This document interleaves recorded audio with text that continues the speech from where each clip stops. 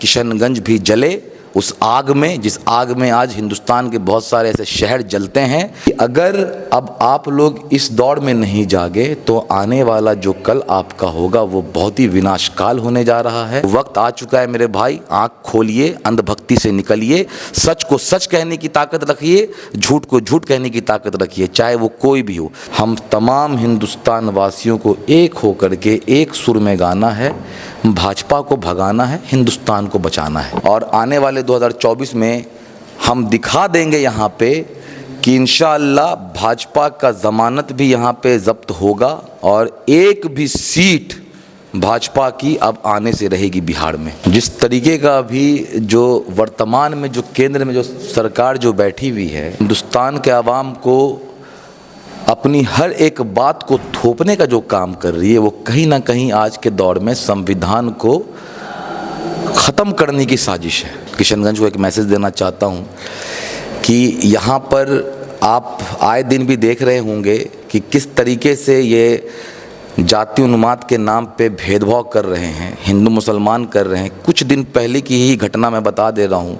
जिस तरीके से जो आपकी वो केरल मूवी एक आई थी, कर्नाटका स्टोरी, क्या केरल की ना, हाँ, द केरला स्टोरी करके एक जो मूवी आई थी, उस मूवी में जो दिखाया गया है वो कितना सही है कितना गलत है वो लोगों को बताने की ज़रूरत नहीं है। लेकिन जिस तरीके से काफ़ी अफसोस भी हुआ कि हम लोग एक जगह पे रहते हैं। देखिए, पार्टी पॉलिटिक्स एक जगह पे है, लेकिन अपना एक व्यक्तिगत भी एक जगह पे है। तो उन लोगों को मैं सिर्फ आपके माध्यम से सिर्फ एक ही चीज़ कहना चाह रहा हूँ कि मैं उन लोगों को ये कहना चाहता हूँ कि जिस तरीके से आप नफ़रत का माहौल घोल रहे हैं वो आने वाले कल के लिए आपके लिए घातक होगा। कि किस तरह आपने सिनेमा हॉल के बाहर इस मूवी को प्रमोट किया और किस तरीके से उस मूवी को दिखाने का आपने काम किया, इससे साफ जाहिर होता है कि आप बैठ करके आपस में दो समुदाय को लड़ाने का काम कर रहे हैं। प्रखंड स्तरीय अंबेडकर परिचर्चा तमाम तर जगहों में किया जा रहा है और आज किशनगंज जामिया मिल्ला में ये प्रोग्राम किया गया जिसकी अध्यक्षता दानिश इकबाल साहब कर रहे थे। सबसे पहले आपका स्वागत, खैर मकदम। बहुत बहुत शुक्रिया आपका। ये जो प्रोग्राम तमाम तर प्रखंडों में किया जा रहा है, दिगल बैंक में किया गया, टप्पू में किया गया, बहादुरगंज आज फिर आपके इस कॉलेज के आवास में किया गया। इस प्रोग्राम के पीछे रीज़न क्या है, मकसद क्या है, ये प्रोग्राम को करके जनता को क्या मैसेज देना चाह रही है पार्टी? मैं चाहूँगा तमाम तर चीज़ों पर विस्तार पूर्वक अपनी बातों को रखें आप। देखिए, इधर उधर की बातें ना कह करके टू द पॉइंट बात करता हूँ कि अभी जो वर्तमान में हिंदुस्तान की दिशा और दशा वो किसी से नहीं छुपा हुआ है। जिस तरीके का अभी जो वर्तमान में जो केंद्र में जो सरकार जो बैठी हुई है, वो जिस तरीके से मतलब अपने हुक्म को चलाने का काम और हिंदुस्तान के आवाम को अपनी हर एक बात को थोपने का जो काम कर रही है, वो कहीं ना कहीं आज के दौर में संविधान को ख़त्म करने की साजिश है। उसी एवज़ में आज हमारे आदरणीय राष्ट्रीय अध्यक्ष जनाब लालू प्रसाद यादव साहब के आह्वान पे और हमारे बिहार के उप मुख्यमंत्री तेजस्वी यादव जी के नेतृत्व में हम तमाम राजद के कार्यकर्ता पूरे बिहार के ज़िले में, ज़िला ही नहीं प्रखंडीय स्तर पे, पंचायत स्तर पे, ब्लॉक लेवल तक हम लोग जा करके ये अंबेडकर जो बातें हैं, जो उनकी विचारधारा हैं, किस तरीके से उन्होंने संविधान को रचा है, हमारे संविधान में मूल क्या क्या चीज़ें हैं, उन सभी चीज़ों को जा करके इस चर्चा के एवज़ में लोगों को समझाने का काम कर रहे हैं कि अगर अब आप लोग इस दौड़ में नहीं जागे तो आने वाला जो कल आपका होगा वो बहुत ही विनाशकाल होने जा रहा है। और यही वक्त आपको एक मौका, सुनहरा मौका मिलने जा रहा है 2024 में कि किसी भी तरीके से ये जो मनमानी सरकार है, जिस तरीके से ये सबके हक का जो हनन कर रही है, लोगों को जिस तरीके से प्रताड़ित कर रही है, उसको ख़त्म करने का ये वक्त आ चुका है। तो ना कोई जात पात, ना कोई भेदभाव, ना कोई धर्म, हम तमाम हिंदुस्तान वासियों को एक होकर के एक सुर में गाना है, भाजपा को भगाना है, हिंदुस्तान को बचाना है। भाजपा को भगाना, हिंदुस्तान को बचाना है, अम्बेडकर पर चर्चा तो हो ही रही है, लेकिन साथ साथ राष्ट्रीय जनता दल का जब से जिला अध्यक्ष बने हैं और आप लोग जब से सक्रिय हैं तब से राजद को मजबूती प्रदान करने के लिए संगठन का विस्तार किया जा रहा है। साफ इसका मकसद है कि 2024 की जो तैयारी है राजद पूरी मजबूती के साथ चुनाव के मैदान में इस बार पूरे बिहार में दमखम दिखाएगी। बिल्कुल, बेशक आप आने वाले वक्त में इंशाल्लाह आप देखेंगे कि राजद जिस तरीके से एक कमबैक राजद का हुआ है और जो जोश और जो जुनून हमारे माननीय उप मुख्यमंत्री तेजस्वी यादव जी ने राजद को देने का काम किया है, जो ऊर्जा देने का काम किया है, वो आपको पहले से भी दिखते हुए आ रहा है और 2024 में जो इसका रिज़ल्ट आप देखेंगे तो उसके बाद आप ज़रूर ये बोलेंगे कि हाँ, राजद वाकई एक मजबूत पार्टी है और बहुत बड़ी, एक तो वैसे भी बिहार में सबसे बड़ी पार्टी राजद ही है और आने वाले 2024 में हम दिखा देंगे यहाँ पे कि इंशाअल्लाह भाजपा का ज़मानत भी यहाँ पे ज़ब्त होगा और एक भी सीट भाजपा की अब आने से रहेगी बिहार में। भाजपा का सफाया पूरी तरह से हो, इसके लिए राजद क्या क्या करेगी, क्या तैयारियां क्या कुछ हो? देखिए, राजद की जो तैयारियां हैं वो जैसा कि आप लोग देख भी रहे होंगे, सोशल मीडिया के माध्यम से भी देख रहे होंगे, फेसबुक के माध्यम से भी देख रहे होंगे और न्यूज़ में भी देख ही रहे होंगे। राजद की जो तैयारी है, राजद की तैयारी बस यही है कि आज जो फ़िरका पर ताकत जो है बिहार में घुस करके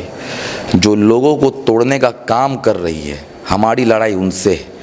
आज हम सब लोग को लेकर के एक साथ एक धागे में जोड़ रहे हैं ताकि आने वाला कल को हम सुरक्षित कर सकें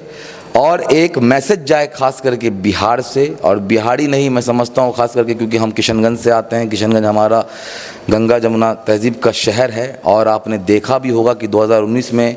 जब भाजपा का जो लहर था, जिस तरीके से बहुत सिटिंग एमपी लोग जो हारे थे, वो किशनगंज जैसा शहर था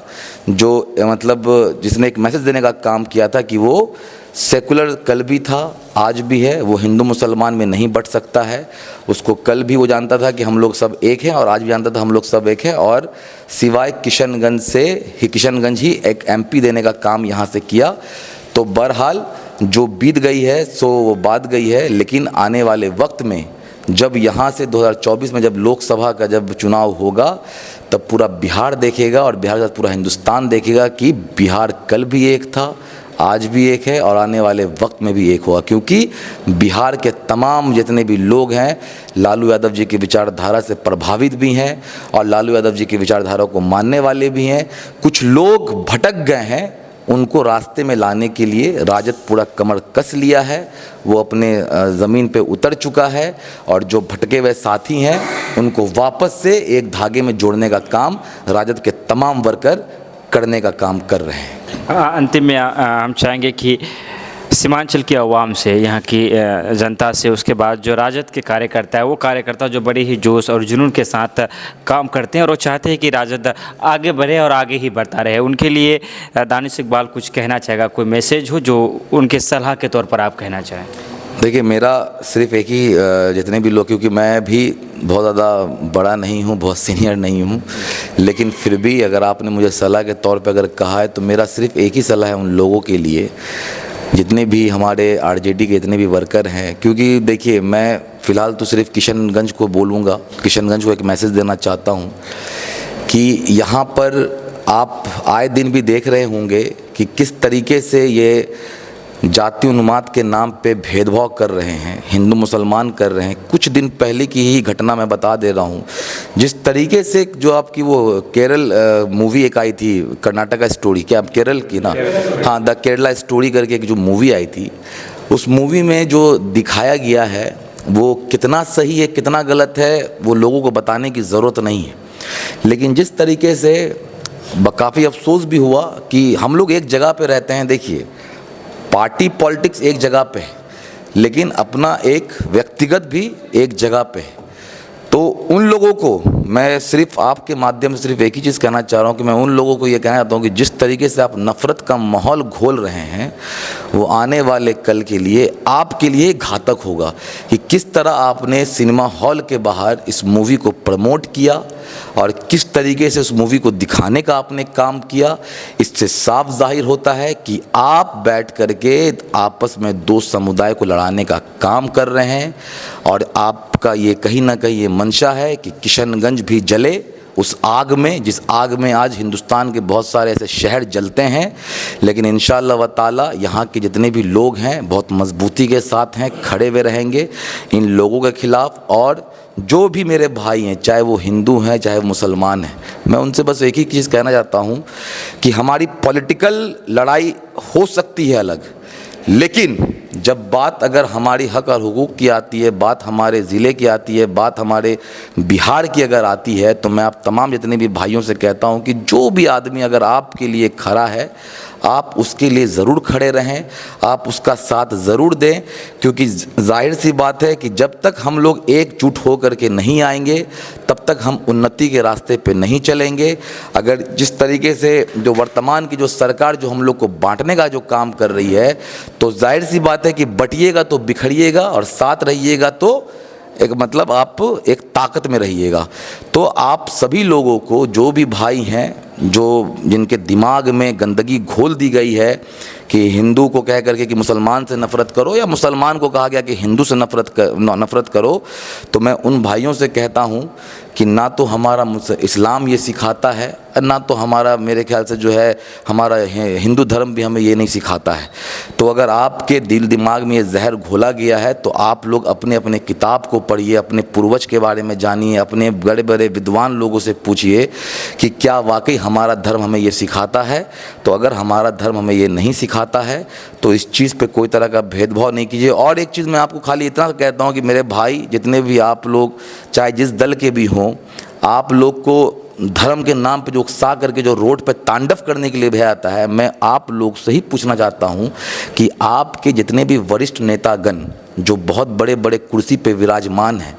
आप एक भी उनके घर का, उनके परिवार का, उनके मोहल्ले का, उनके आसपास का भी एक भी आदमी आप निकाल करके दिखा दीजिए कि वो रोड पर आकर के उद्मान पैदा करता है, लड़ाई करता है, दंगा करता है। उनके सारे जितने भी आसपास के उनके पड़ोसी, उनके घर के, उनके फैमिली के जितने भी लोग हैं, वो विदेशों में जा कर के ऊंची से ऊंची शिक्षा हासिल कर रहे हैं और बहुत बड़े बड़े कंपनियों में जॉब कर रहे हैं और कहीं ना कहीं ये केंद्र की सरकार में भी शासित हैं। तो इस चीज़ को भी समझिए कि आपको भड़का करके आगे भेजा जाता है और अपने बच्चों की भविष्य को सुरक्षित किया जाता है। तो इस चीज़ को ज़रूर एक बार अपने दिल पे हाथ रख करके देखिएगा कि हम क्या कर रहे हैं और हम किस दिशा में जा रहे हैं। तो वक्त आ चुका है मेरे भाई, आँख खोलिए, अंधभक्ति से निकलिए, सच को सच कहने की ताकत रखिए, झूठ को झूठ कहने की ताकत रखिए, चाहे वो कोई भी हो। तो इसी के लिए मैं आपको एक संदेश यही दे रहा हूँ कि वक्त है मेरे भाई, जागिए। हम लोग को बिहार के लिए सोचना है, हम लोग को हिंदुस्तान की तरक्की के लिए सोचना है और अहम है कि हम लोग को अपने ज़िला किशनगंज के लिए भी सोचना है। बहुत बहुत शुक्रिया आपको। सच को सच की तरह से रखना होगा। हम विदा लेना चाहेंगे आपसे।